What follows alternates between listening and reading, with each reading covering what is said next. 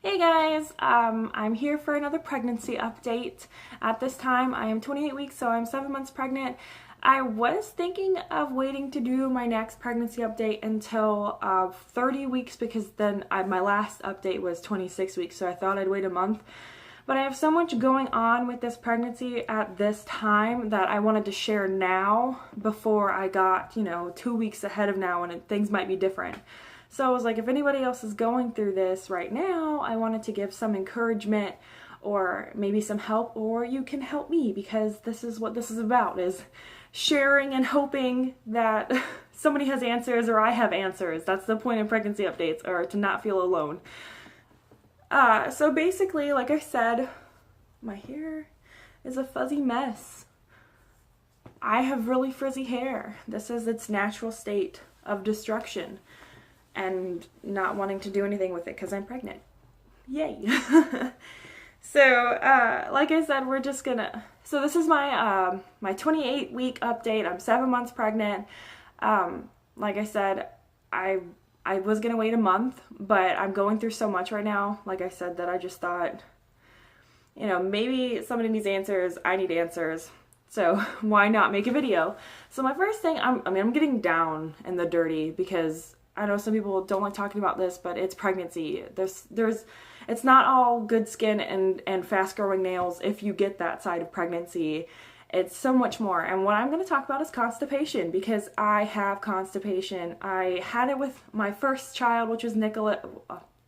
Obviously Nicholas. I had it with him, and now it's like even worse, where most of my constipation with Nicholas was like towards the end. It's like now where I'm like suffering and I'm like trying to drink so much water to make sure that I'm going to the bathroom, and there's only so much activity that I can do, and I'll talk about that later because that's my next topic. But for now, sticking to the constipation, I literally can't go, and then when I do go, it's like, it's not enough. It's not relieving. It's like, oh, that was painful. And I actually have hemorrhoids from my first pregnancy. A lot of women experience it, like after they give birth, they end up with hemorrhoids. So that was me. The good thing is mine are internal, and they really only show up if I'm like really having a hard time going to the bathroom. And so I don't deal with them all the time, thank the Lord, but it is something that I do have. So I try not to strain myself when I'm going to the bathroom because I do not want those things to flare up and cause me lots of pain and discomfort. So I just don't go. Like, I won't push myself. I'll wait there on the potty and, pray that I go to the bathroom. And if I don't, then I don't. So I went to the doctor on Tuesday, which was the 27th. And this video is it's probably gonna be up a week later because I'm posting the other travel vlog. But anyways, I went on the 27th. That was my 28 week update, and I asked for prenatals that had stool softeners in them. And a lot of if you are second-time moms, I know that when I was in the hospital with Nicholas, they did give me stool softeners to take home with me, and so I assumed those were I could take those because I was able to take them when I was breastfeeding. And I did talk to my doctor about that, and she said yes. So if you do have like over-the-counter stool softeners, those are okay to use. And she said I could take up to 2 of them, but that was my doctor. So make sure you talk to your doctor about it before you do it, just in case. I do not want to lead you guys on a medical journey that, I'm obviously not a doctor. This is just my experiences. So I'm letting you know that's what my doctor said. So now you can ask your doctor about it if it's okay for you, because obviously all pregnancies are different. But she said I was able to take those stool softeners, and then she also gave me a prenatal that has a stool softener with it. So it's like a normal prenatal pill and also a stool softener. So instead of taking the over-the-counter soft gels, I just take that with my prenatal that she gave me. And honestly, I've already seen a difference in the 2 days that I've taken it, which is amazing. It's not like, yes, huge poops, but it's getting there. I'm okay with the progress that I have right now.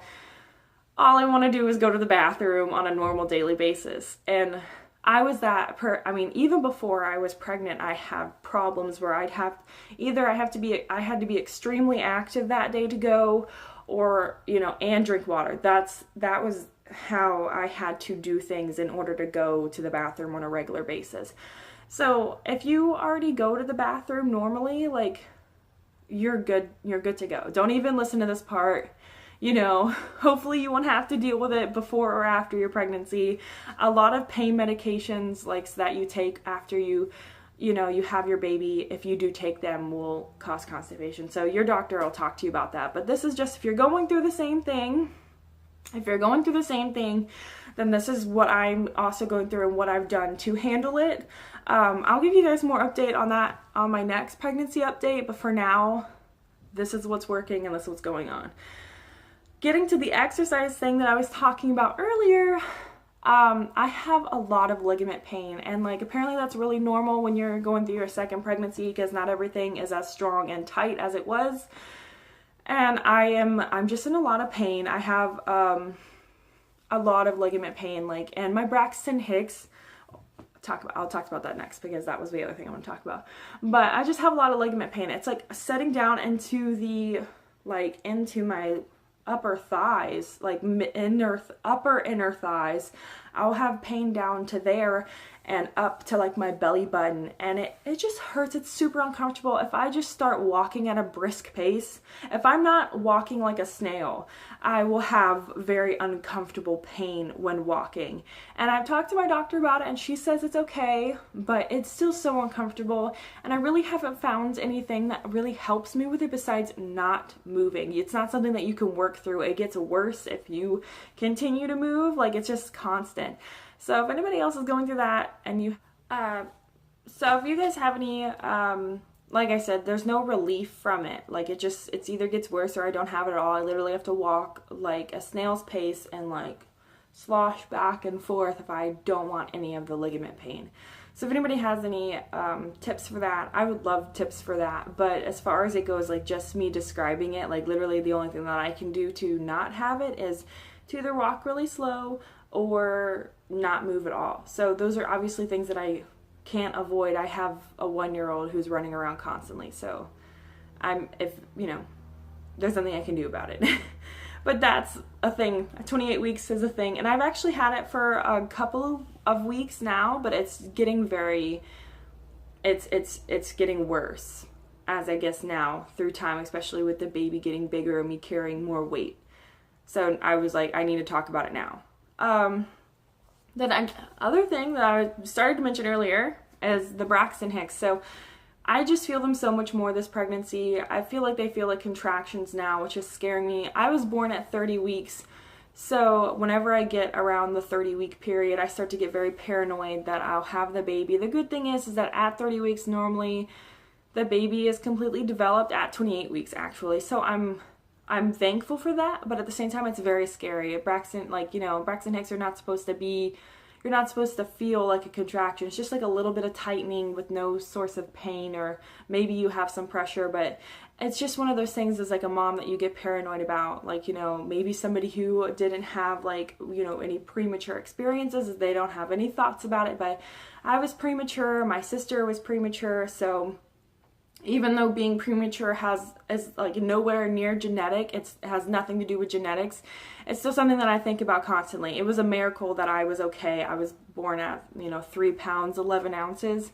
So to me, like, I was also in the NICU for a couple of months. So, and since Nicholas was in the NICU, it's just something that I don't want to deal with. I mean, the NICU is a great thing. It's a very emotional, and like I talked about this in my birth video. It's just not fun. It's not, you want to take your baby home, and I don't want to experience, and if it's necessary, it's necessary, but it's just, I would like to avoid it. I mean, I can't avoid it. If God chooses that route for me, then that's how it's going to work, but I don't I'm not just like, yeah, let's go to the NICU. So the Braxton hicks are scaring me. And there's nothing, it's another thing that you can't do anything about. It's just like the ligament pain. You can't do anything about it. It's just, there are things that happen. It's your body preparing for your labor. It's something you can do, but it's something that I'm going through that is scary. So if any other mom is going through the Braxton hicks phase where you're like, is this a contraction, or is this, just a normal Braxton hicks, immediately look at your clock. That's what I do. Every time I feel a Braxton hicks that is like really like a lot of pressure, especially down like on the bottom of your stomach, like under your belly button. That's like, those are the ones that scare me, when it's a lot of pressure underneath my belly button where like you can feel everything like tighten. I immediately look at a clock and start timing. All right, am I gonna feel another one 7 minutes, 10 minutes, 20 minutes later? And normally with the ones that I have been having, I forget all about it by the next time I have another one. So that's just how a way to handle it is, as soon as you feel a Braxton Hicks is just, and you're a little questionable about it, time it. Just time it. Because if you get to the 5 minute, 7 minute range and they're like that close together, then you can be like, all right, I need to call my doctor. Because even a lot of women, you know, experience contractions differently. You don't know. It's better to be safe than sorry. If you're in labor, you need to talk to your doctor about it, like, you know, right away if you're in that, the 5 to 7 minute range. When I was pregnant with Nicholas, I had, I actually went into the ER twice with false labor. Well, not like I thought I had. The first time I had false labor when I went in. The second time I thought my water broke, but the second time was me just being too excited and wanting to have a baby. But let's not talk about that. So I did go in for false labor for the first time, and my contractions are 5 to 7 minutes apart. I was 36 weeks pregnant. I thought I was going to have a baby. Like, I was so excited, and of course I went and they were like, everything's going to be fine. It's just some false labor. But my contractions were 5 to 7 minutes apart. So if your Braxton Hicks are scaring you, time them. And if they start getting in that 5 to 7 minute range, call your doctor immediately. Like, and she'll tell you the same thing. Like, if you are nervous about your Braxton Hicks, that's the thing. You need to be comfortable talking to your doctor about those things, because if you're not, then you just need to find a new doctor or something. Every question you have, no question is stupid. Like, that's what I have to tell myself, because I feel like, oh, I could just Google it or something. No. When you go to the doctor, talk to your doctor. Call your doctor. That's what those people are there for. That's what they're getting paid for. So you're just as important as every other patient they have. So that's just my little tips and tricks and sufferings of being 7 months pregnant at 28 weeks. So if you guys have any tips, or if this helped you in any way, just leave them in the comments below. I'll be happy to reply to them, or to get some tips for myself. Even though this is my second pregnancy, every pregnancy is different. So always welcome to learn and get through this one step at a time. And if you guys like these videos, like it. If you want to see more of what I'm going to be coming up with, and like either with my pregnancy vlogs, or and updates, or with my day in the life videos, or anything that I post, then go ahead and subscribe, because I'd love to keep you guys around and take you through my journey. Have a great day. So over, I had to show you guys what my bump looks like at 28 weeks. I know I just showed you 26, but I thought, somebody might be interested or want to know what it's like. So I'm going to go ahead and show you guys my bump. I'm not going to show you my skin this time. I'm wearing a tight camisole, so I thought that would be enough. I don't have, here's my baby bump. I'm getting pretty big. I feel like I've popped again, but it's getting a little unbearable. Oh, but since I'm up, I'll show you guys. So this is where like my ligament pain is through here and through here. And when I feel the Braxton Hicks, just so I can give you guys a comparison, it's through here. So just if you guys were wanting more of a visual. But here's the bump at 28 weeks.